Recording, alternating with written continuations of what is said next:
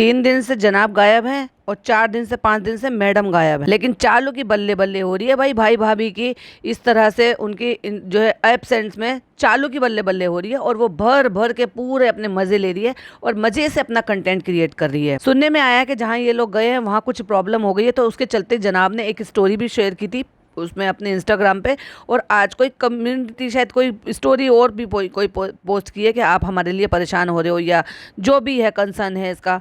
मुझे नहीं पता कि कोई मैसेज कर रहे हैं नहीं कर रहे हैं, लेकिन वो अपने आप से ही बोल रहे हैं। पर अब आप एक बात बताओ, अगर आप सिर्फ होटल में हो और आपने पहले से शूट कर रखा है तो व्लॉग क्यों नहीं एडिट कर रहे, या फिर भाई सुमड़ी में चले गए बस थक गए। मतलब इनका यही रहता है कि 1-2 दिन तो शुरुआत में बड़ी मेहनत करते हैं, बड़े जोश शोश के साथ करते हैं भाई, रोज़ शायराना अंदाजे में ये करना वो करना, लेकिन बहुत जल्दी इनका जोश ठंडा भी हो जाता है। Hi friends, welcome back to my channel. Channel में न्यू है तो चैनल को सब्सक्राइब कर लें और साथ ही साथ बेल आइकन प्रेस कर दें, जिससे हमारे आने वाली वीडियो की नोटिफिकेशंस आपको पहले ही मिल जाए। पहलगाम में अभी कोई प्रॉब्लम हुई है वहाँ पर, जिसकी वजह से जो है अफरा तफरी मच गई है वहाँ पर, और ये लोग वहाँ पर फंस गए हैं। एक तरीके से फंसना ही समझो, क्योंकि वहाँ से अगर निकले नहीं है तो। लेकिन चालू अपनी पूरी मस्ती में है, एक बार भी उसने कोई स्टोरी डालना, कोई फिक्र करना, कोई दुआएं करना, कोई कुछ भी करना, कैसे भी करके किसी भी तरह से कंसर्न नहीं जताया, कैसे भी करके। हाँ भाई ऑफलाइन हो सकता है, फ़ोन वोन कर रही हो, दिखा रही हो, लेकिन मुझे नहीं लगता, क्योंकि इसका जितनी ये चालू है ना, इसको सिर्फ और सिर्फ अपना कंटेंट बनाना, अपना पैसा छापना, उससे ही मतलब है। वैसे इसको ज़्यादा कोई खास फर्क पड़ता नहीं है किसी से। और जनाब ने एक स्टोरी को पोस्ट करते हुए अपने बारे में ये सब भी बता दिया है कि हाय गाइस, हम लोग सब ठीक हैं और आपके कंसर्न के लिए और इन सब चीज़ों के लिए बहुत शुक्रिया, हम सब ठीक हैं। और आज मॉर्निंग में ही हमने कश्मीर छोड़ दिया है और हम दिल्ली पहुंच गए हैं सही सलामत ठीक से। किसी ने शॉर्ट वीडियो डाले कि जो शाहिद भाई कर रहा है, भाई वो शोएब भाई हैं, तुम नाम तो सही से ले लो। जो उन्होंने इनके कंटेंट को, जब ये वहाँ पर वाजवान खा रहे थे, वहाँ क्या हो रहा था, क्या क्या कर रहे थे, वो सब जो है पहले ही अपने चैनल पे, अपने इंस्टाग्राम पर अपलोड कर रखा है। तो जनाब का टूर तो हो गया भाई खत्म। अब देखने वाली बात यह है कि व्लॉग्स कब आते हैं, अपडेट कब आती है। लेकिन उससे पहले एक और अपडेट थी जो घूम रही थी और मैं उसमें थोड़ा सा पीछे चल रही थी, क्योंकि मैं काम था, बहुत सारी चीज़ें थी। लेकिन अब कोई चीज़ ऐसी हो और वो उस पर हम पॉडकास्ट ना बनाएं, भाई वो तो पॉसिबल नहीं है। तो चलो बात करते हैं फारा मैम ने जो पोल खोल जो वीडियो बनाई है ना, जो पॉडकास्ट अपलोड किया है, यानी कि फैजू के साथ, वो क्या मैटर है। वो मैटर ये है कि जो जनाब हैं वो बिन बुलाए पहुंच गए फारा मैम के घर। और वो कैसे इनको इतनी हिम्मत मिली, चलिए कुछ थोड़ी सी पीछे चलते हैं, थोड़ा रोशनी डालते हैं। वो एक्चुअली ये था कि जो फारा मैम है उनका जो बर्थडे आता है वो आता है 9 जनवरी का। और ये जो शो शुरू हुआ था master chef celebrity master chef, वो तो आपको पता ही है कि वो मैडम को किस वजह से मिला है, फरा मैम की वजह से। तो इनकी जो क्लोजनेस थी, या फिर ये कह लो कि भाई उन्होंने एहसान का बदला चुका दिया, ये कहकर या ये शो दिलाकर कि भाई, क्योंकि उन्होंने उनके व्लॉग चैनल को ओपन करने में या वो उसको मतलब जैसे भी कह लो कि उसको एक तरीके से प्रमोट करने में इन्होंने हेल्प की थी, या फिर जो भी ब्ला ब्ला ब्ला कुछ भी आप समझो। तो हुआ ये था कि 27 जनवरी को मास्टर शेफ शुरू हुआ है। शुरू तो 27 जनवरी को हुआ, लेकिन शूटिंग तो पहले ही शुरू हो गई थी। तो अब आप ये समझिए कि जब 9 जनवरी को मैडम का बर्थडे था, यानी कि फरा मैम का बर्थडे था, तो जनाब ने सोचा, जनाब की क्लोजनेस थोड़ी सी बढ़ गई और उनकी थोड़ी सी हिम्मत भी बढ़ गई। उन्होंने सोचा कि क्यों ना मैं जो है ना, और चलो भाई मौके पर चौका मारूँ और मैं चलता हूँ उनको विश करने के लिए। लेकिन वो भूल गई कि फरा मैम जो है ना, खाली फरा मैम नहीं है, फरा मैम बिल्कुल ओवर द टॉप हैं। एक्चुअली क्या है, उनका उठना बैठना जो है अच्छे बड़े बड़े लेवल पे लोगों का, जैसे कि हमारे SRK। अब आप सबको तो पता ही है ऑब्वियसली, SRK ने फरा मैम को बहन बनाया हुआ है और उनकी बॉन्डिंग क्लोजनेस बहुत अच्छी है। तो उनके बर्थडे पर डिनर पर शाहरुख सर आए हुए थे, और ये जनाब तो जनाब है भाई, मैन चाइल्ड वाले काम ना करें, ऐसे कैसे पॉसिबल हो सकता है। ये वहां पर बिना इन्विटेशन के उनके घर के नीचे पहुंचकर उनको फोन करते हैं और फिर कहते हैं, मैम मैं आपको विश करने के लिए आया था, मैं नीचे हूँ। फरा मैम का इरादा नहीं था बुलाने का। फरा मैम के दिमाग में सोचा होगा, ओ माय गॉड ये कहाँ से टपक पड़ा, मैंने तो इसको बुलाया भी नहीं था। क्योंकि वो जो पार्टी थी उसमें SRK आए हुए थे, उसी टाइप के लोग थे, उन्हीं लोगों के लिए वो पार्टी रखी गई थी।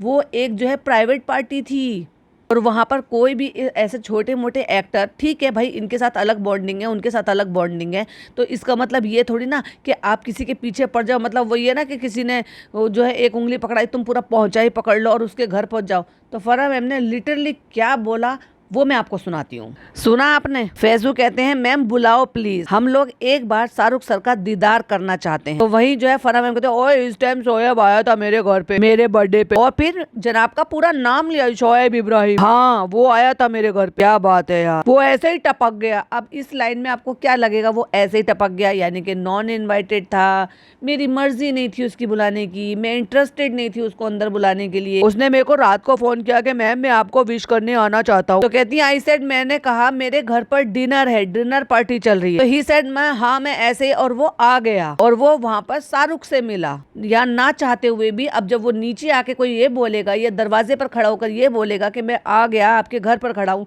तो भाई इतनी डिग्निटी तो लोग रखते ही हैं कि भाई दरवाजे पे से वापस नहीं भगाकर, चाहे मन हो या ना हो, फिर तो मजबूरन अंदर लेना पड़ता है। तो ये डायलॉग में आप अच्छी तरीके से समझ गए होंगे कि फरहा मैम ने किस तरह से, कौन से मन से उनको अंदर बुलाया और इस तरह से एक्सीडेंटली वो शाहरुख खान से मिले। लेकिन लेकिन लेकिन अब जो बात है, मुद्दा ये है, तो क्या आपको 9 जनवरी के बाद जब वो जनाब उनसे मिल लिए, जब उनकी इतनी कॉपी मारते रहते हैं, उनकी नकली नकली नकली पता नहीं कितनी बार फेक कॉपी बना बना के, और पूरे शो में आपको तो पता है ना, पूरे शो में या तो सलमान की एक्टिंग करी है या तो एसआरके की एक्टिंग करी है, और सब यही उनका मजाक के तौर पर कहते थे तू तो एसआरके बन गया, तू तो एसआरके लग रहा है। कोई नहीं लगता, एसआरके ही है भाई, एसआरके तो उनका बेटा भी नहीं लगता। तो ये तो बहुत दूर की बात है। तो सब समझ नहीं पा रहे थे जनाब, वो मजाक में बोलती थी, लेकिन इन्होंने उसको सीरियसली ले लिया। तो जिनको इतनी शिद्दत से ये कॉपी करते हैं और वो उनको सरेआम सबके सामने मिल जाए, अपनी आंखों से देखने को मिल जाए, तो फिर सोच के देख लो उसकी एक्साइटमेंट कहाँ होगी। और उस एक्साइटमेंट को किसी ने अपने अंदर दबा कर रख ली, उसको एक बार भी बाहर नहीं निकाला, क्योंकि वो हालात ऐसे नहीं थे। अब आप खुद ही सोच सकते हो कि वो क्या हिसाब किताब रहा होगा या क्या माहौल रहा होगा, क्योंकि किसी ने उसको इस तरह से ट्रीट नहीं किया होगा। अब कहाँ एसआरके, जो एसआरके डिनर पर आए हैं, और कहाँ ये नकली नकली नकली नकली नकली नकली एसआरके की कॉपी करने वाले। तो दोनों पलड़े कैसे बराबर हो सकते हैं? अब आप सोच लीजिए कि किसको ज़्यादा तवज्जो दी जाएगी और किसको बिल्कुल भी तवज्जो नहीं दी गई। सो वही सारा रीज़न है। और ये भी हो सकता है कि ये बोला गया हो, उनको बताया गया हो कि तुम इसका जिक्र कहीं बाहर मत करना, या फिर एम्बेरसिंग की वजह से वो मूवमेंट इतना एम्बेरसिंग रहा कि उसकी वजह से ना जनाब ने ना मैडम ने किसी ने भी ये बात बाहर आकर नहीं बोली। जनवरी से लेकर ये अप्रैल आधा आ गया, लेकिन एक बार भी जिक्र आया किसी ने भी नहीं बोला। ना तो मैडम उछल उछल के बोली कि यस यस मेरे जनाब तो एसआरके से मिले थे, फरहा मैम के घर गए थे हम बोलने, वहाँ ब्ला ब्ला उनको विश करने गए थे, ये करने गए थे। आखिरकार किसने बोला? फरहा मैम ने अपने मुंह से बोला, वो भी बातों बातों में, इंटेंशनली नहीं बोला होगा, बट बातों बातों में, फ्लो में वो सारी बातें बोल गई जो अभी तक भी बाहर नहीं आई थी। वो भी जब जब फैजू ने ये कहा कि आपकी तो बहुत अच्छी दोस्ती है उनसे, भाईचारा है, तो प्लीज़ मुझे उनसे एक बार मिलवाइए। तो कैसे करके जनाब उनसे मिले, क्योंकि जनाब भी उनके डाई हार्ड फैन हैं। वो उन्होंने इस चक्कर में, ये सारा किस्सा बताने के चक्कर में ये भी बता दिया कि क्या हालत थी। भाई मुझे तो कितनी ज़्यादा हंसी आई फरहा मैम की बात सुनकर। ऐसी हैं वो जो है ना जूती भी मखमल में लपेट लपेट कर मारती हैं, और एग्जैक्टली उनके डायलॉग से बिल्कुल यही लग रहा था। तो ये कुछ किस्सा था जो आपके साथ शेयर करना था। चलो कुछ और भी शेयर करते हैं। अब ये जो हमारा घर जमाई है ना, इसने एक स्टोरी शेयर की है, और स्टोरी क्या है? भाई मेरी फेसबुक में फेक आईडी बना के लोगों से पैसे मांग रहे हैं। मैं फेसबुक यूज़ नहीं करता हूँ, सारी आईडी फेक हैं, किसी पर यकीन ना करें। भाई लोग इन पर भी यकीन मत करो, क्योंकि तुम तो खुद मांगते रहते हो। तुमने तो अपनी बीवी को स्लीपिंग पिलो तक नहीं ला कर दिया, वो भी तुमने मांग कर लिया, और अब तुम ये बता रहे हो कि बैग पैक करना है, बेबी का बैग बनाना है। तो ये इसलिए है कि जितनी भी उससे रिलेटेड चीज़ें हैं लोग इनको वो प्रमोशन में या फ्री में दे दे, या फिर इनको बैग बनाकर ही भेज दें। कितने मांगते लोग हो यार। तो तुम्हारा ये मैसेज और स्टोरी लगाने का कोई मतलब कुछ उसका मीनिंग नहीं निकला, मीनिंगफुल नहीं रहा। और इधर चालू स्टोरी लगा रही है, जब अपने पापा को बाहर लेकर गई थी तो पूरे खानदान को एक साथ, यानी कि उनके जो देव भैया हैं, पापा हैं, मम्मी हैं, खाला हैं, नान नहीं है सॉरी, पिज़्ज़ा है, और वो सारे थे। और पापा बड़े खुश नज़र आ रहे थे कि मैं पापा को शॉपिंग करा के लेकर आई हूँ।